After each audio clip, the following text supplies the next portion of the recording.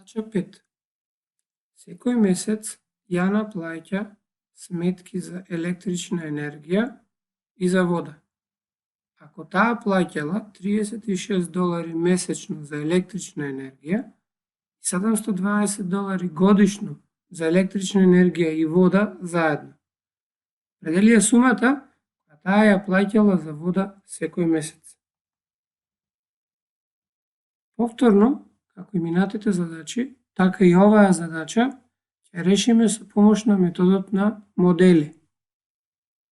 Во овој случај, Јана плаќала сметки за струја и за вода. За струја и за вода.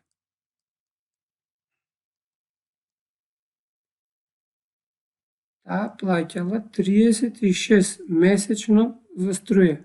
$36 месечно. А за вода не знаеме колку месечно. Но знаеме дека на годишно ниво плаќала 720 денари. Значи, ако ова е месечно, значи струја годишно ќе биде 36 по 12 плюс бројот, сумата на пари што е месечно по 12 за вода, тоа ќе е вкупно $720. Ако сакаме да го искористиме дистрибутивното својство, ќе забележиме дека првиот дел 12-ката е како производ, а во второто 12. Значи, и од десната страна треба да добиеме 12 по нешто.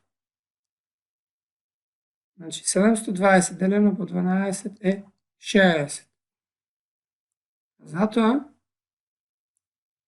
можеме да добиеме, да го препишеме уште еднаш условот, 36 по 12, сумата за вода по 12 е 60 по 12. Ако го искористиме дистрибутивното својство што е тука запишано, можеме да кажеме дека имаме 36 12-ки плюс неколку 12-ки треба да ни дадат 60. Бројот 60 го запишеме како 36 плюс 24 по 12, очигледно дека сметката за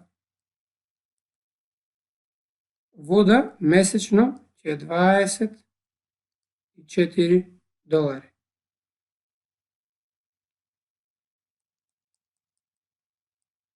Ова е првиот начин како може да се реши задачата. А вториот начин како може да се реши оваа задача, кажеме сега на следниот начин. Значи, втор начин, нешто слично, ако ова ни е сметката за електрична енергија. А ова правоаголник ни ја представува, значи ова ни е електрична енергија, ова ни е сметката за вода. Знаеме дека за електрична енергија, односно за струја, месечно плаќала 36,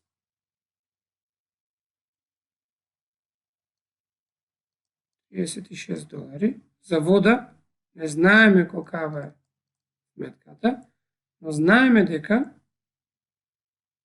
ова е месечно.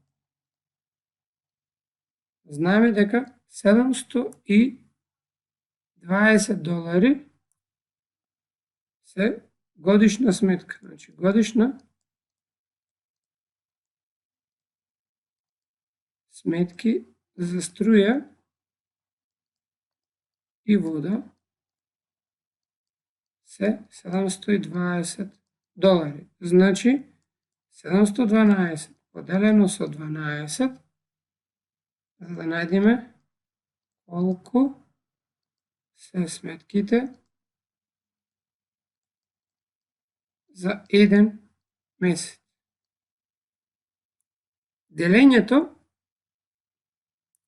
Го направиме со помош на стратегија за делење. Методот на плоштини. Тој се состои во следното.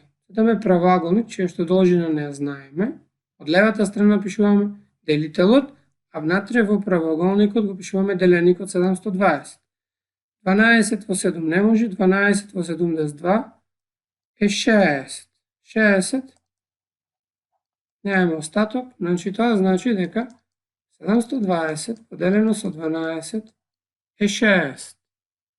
Значи месечната сметка за струја и за вода